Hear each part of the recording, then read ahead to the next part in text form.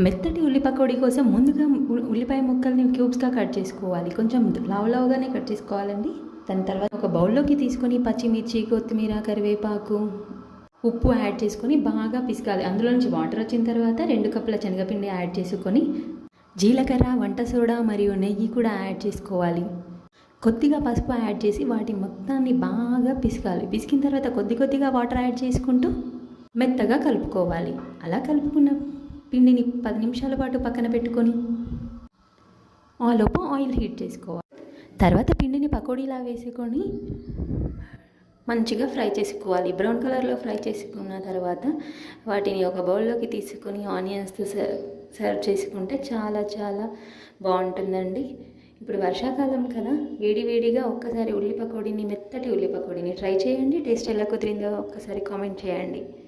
Thank you so much for watching. Take care. Bye bye.